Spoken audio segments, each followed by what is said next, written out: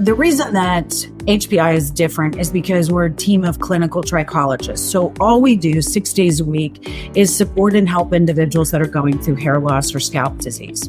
So the only way that we can understand what is truly going on out of the 18 documented causes of hair loss, right, is to get to the root of the problem. And yes, that is our tagline, but we mean it. Thank you so much for joining Hair Loss, Restore Your Roots and Confidence. Today, we're talking about vitamin deficiencies and what is going on inside the body that affects the hair so much when our vitamins are deficient.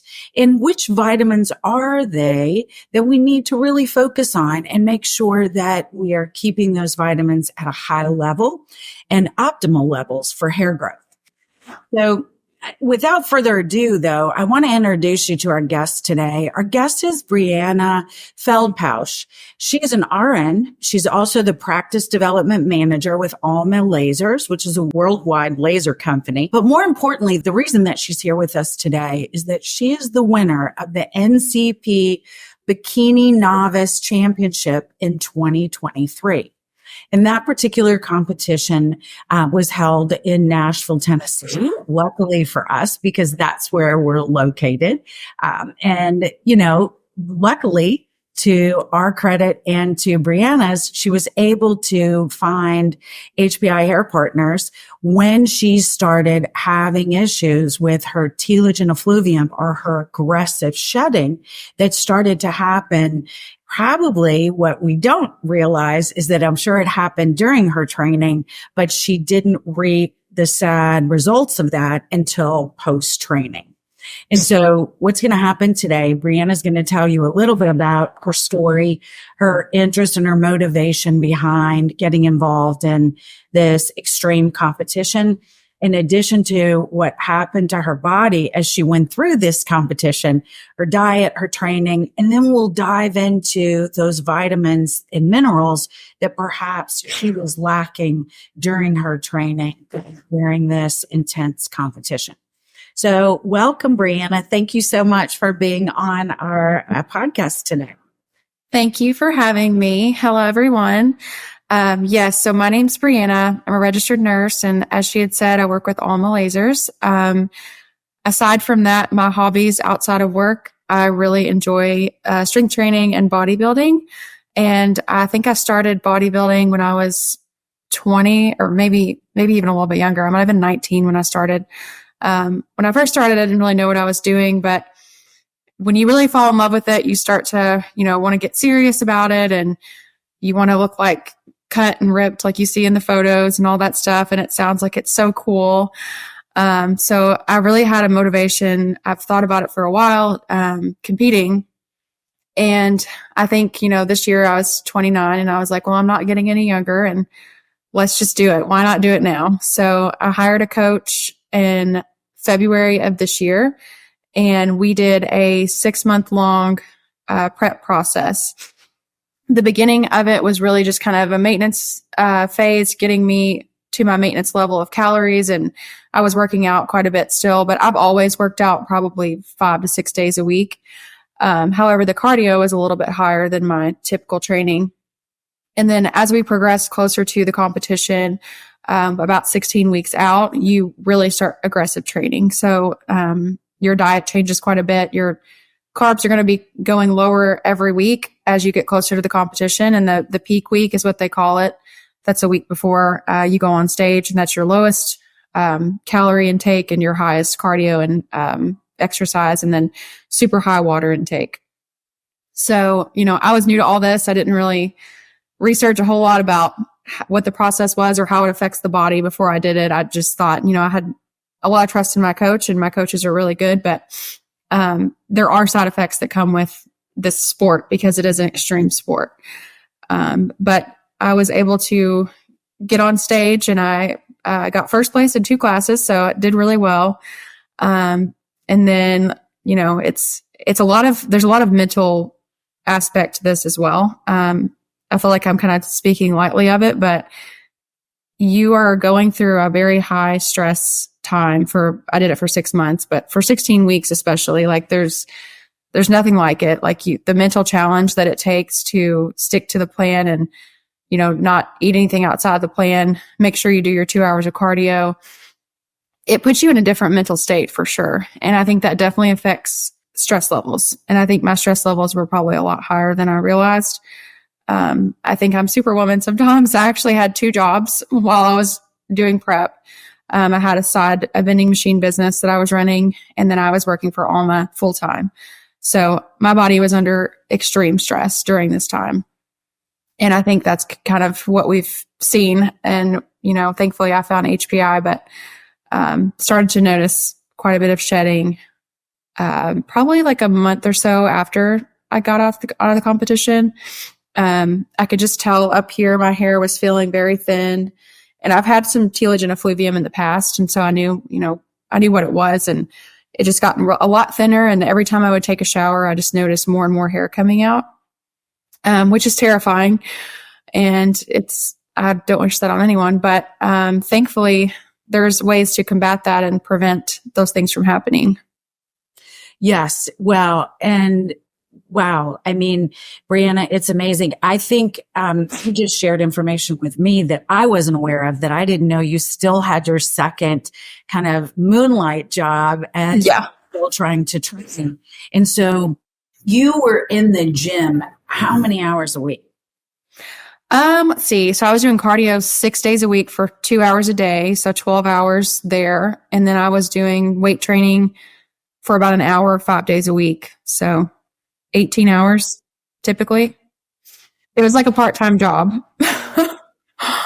Oh, for sure. That you're so committed to, though. And I'm sure, those that are listening, whether you're ready to start training for a 5K, a half marathon, right? A full marathon, an Ironwoman, I mean, a bikini competition, whatever it is, you really have to get yourself in the mental state, right? That this is something that you're willing to do, and you're going to hit bumps in the road. Where it is. When we do this, though, we don't realize how the mental drain is affecting our entire body and our mental state, right? And so, as you touched on, you were 29, and I was like, okay, well, if I'm going to do this, I better get on this. And no clue what the ages are. I mean, what is the typical age for someone that's training for this type of competition? So believe it or not, we had girls from 18 to I think about 70 years old and doing it. 70. We had a lady that was in her 70s that has been doing it for years and years. So yeah. And, as you said with the mental part, I don't think I realized how much it was affecting me, but I do know that my anxiety was higher. I've always kind of struggled with anxiety, but my anxiety was higher than it had ever been. And it was just to the point where it was just uncontrollable. Towards the end. Oh, yeah. Yeah, I can imagine. Well, and for the listener and for the viewer, I mean, you're going to see some photos of Breanna, and we're going to make sure that you can see her professional views. If you're on a podcast and you're not able to watch this, you'll see, who she is in her professional life, but then also, her competition photos of when she was able to win. You won in 2 competitions, I think, for, novice for 2023. And for, what was the other one, Breanna? True novice and novice. And then I placed 4th in open. Right. Which is just phenomenal for your first time. Yes. So before we dive in a little bit more, I have to ask this. Do you think you're going to do this again? I don't know. I'm on the fence. Part of me wants to, and part of me doesn't because of the hair loss situation. But I think if we were to go back and do things differently and prepare and prevent, there might be a different outcome. Oh, I couldn't have said that better myself. Yeah. We didn't even talk about this before, so that's great. Okay, so let's go back to the beginning. So I picked up on 3 things that I want the listener to understand. So you mentioned later in your description that you were familiar with telogen effluvium. Yes. Aggressive, chronic, or acute hair loss. Why? I went through some major life changes. I moved states got a new job. I also had hair extensions, and I noticed hair thinning from all of that. And it was recovering, and then kind of backtracked once I started competing and did the competition. So we kind of reversed a little. Okay. So during those stressful lifetimes earlier, when you were younger and you made these changes, you went through this aggressive shedding at that time. So right, that particular time, right, your body wasn't under the stress that it was during the competition. So right. you talk a little bit about, the nature of the podcast, and we're diving into these vitamins. So tell me about the diet. So I know that you were on this intense training of 3 hours of workout almost daily, right? 2 hours of cardio and right. an hour of weight training. What was your diet like? Tell us. I mean, what were you eating in the morning? What were you having at lunch, dinner? And then I know this. So, right. Because you want to keep your body healthy. Right. And that all kind of changed as we went. It started out, I think everything was at a really healthy level. I was eating, rice and salmon and chicken, lots of vegetables. Breakfast was always oatmeal, fruit, eggs. And then I think it was turkey bacon.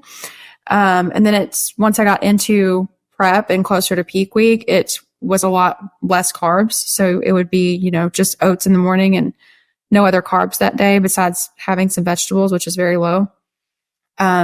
Peak week, it was literally asparagus and chicken 6 times a day. Now I had 6 meals the entire time that I did this. But the meals were smaller and smaller as we went. And he never told me the calorie amount that I was eating, but I did add it up one time just because I was curious. And closer to peak week, I was eating around 1,000 calories, maybe a little bit less. So quite very, very low for me. Yes.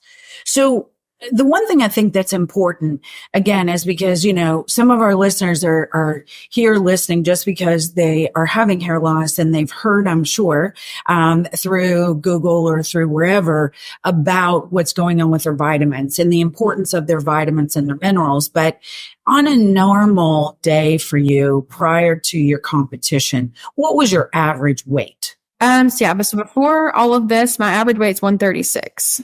I am 5'5". And then when you started going through or getting really close to the competition, and you talked about that peak week, which was a week before the competition, what was your weight at that point? So on show day, I was 119. We actually did a fat measurement test. I went from 17% to 13% body fat in the 16 weeks of prep. And so with doing that and changing in this diet, even though, right, I mean, you were eating multiple times a day, your body still couldn't keep up with making sure that the nourishment and the vitamin stabilization was truly supporting you the way you needed to. And so right. Individuals go through any form of dieting, whether it's, keto diets, whether it's low carbs, whether it is all protein diets, right? I mean, our body is going through a shock, and no matter what happens, we don't balance it as well as we think we do. And we also don't always know exactly what our body needs. And with the stress that you were under and the anxiety that you were under, that also just depletes these vitamins and these minerals that we need for our healthy hair growth. Right.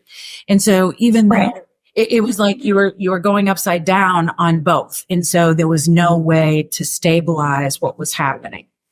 Right. Prior to the training and prior to hiring your coach, had you just had a recent physical, or had you had labs drawn, or did you know what any of your iron levels, your vitamin D levels, any of those vitamins, what those levels were? So not right before. If I do compete again, I do plan to do blood work prior. But in the past year, I have done blood work, and all of my levels were pretty normal. Everything was within the normal range. One thing that I do remember is that I have a gene mutation. It's MTHFR, I think. Yes, MTHFR.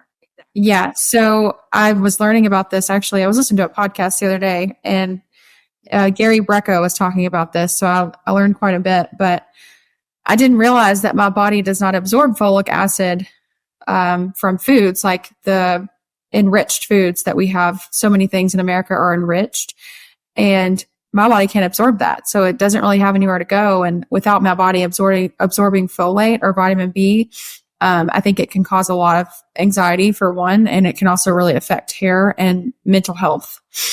Completely.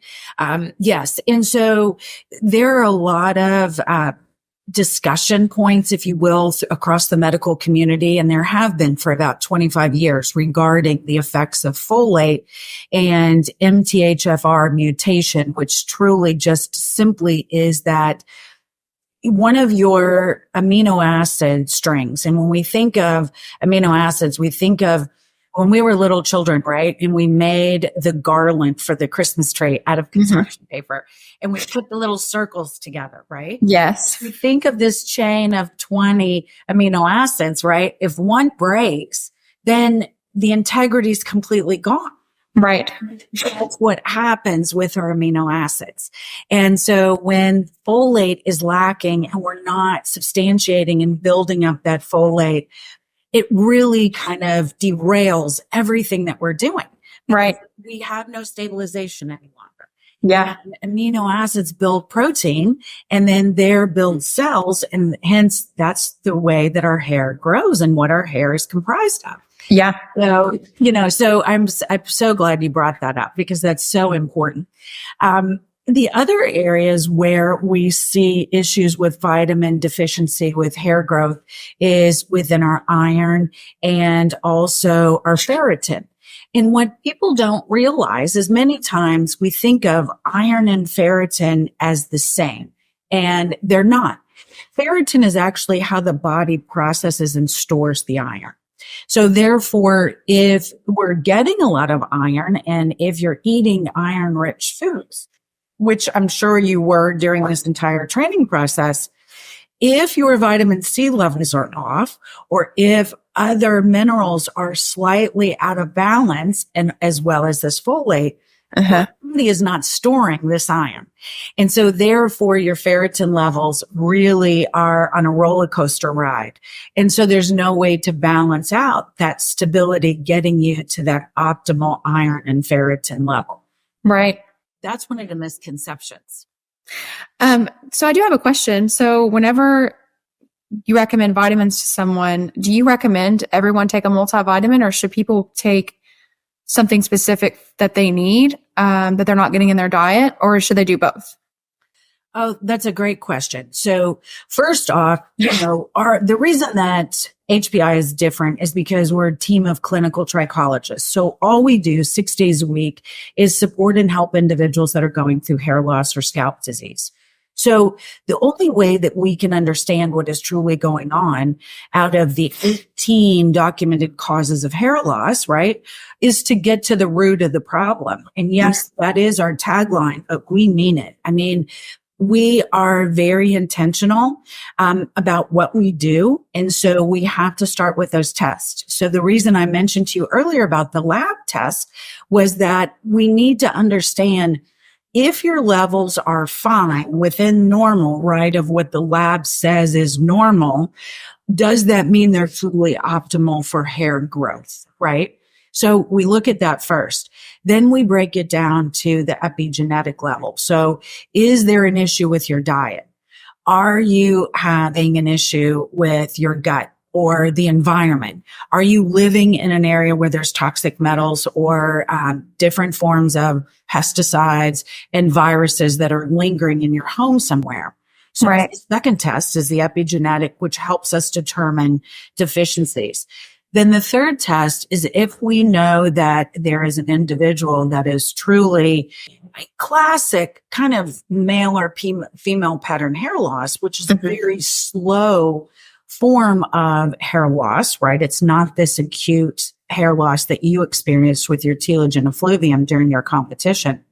So then we also have a DNA tricho test. So all of that to be said, I think it's extremely important if you are shedding and if you're starting to lose your hair, you want to make sure that you understand where some of these levels are. You can start by grabbing a hair and skin vitamin or a multivitamin, right? Making sure that it is truly a vitamin that is of high quality. This is, I'm going to shout out to Pure Encapsulations only just because that's what we used for the last 5 years because we feel that the formulation is good. The other reason we like it is for clients like yourself.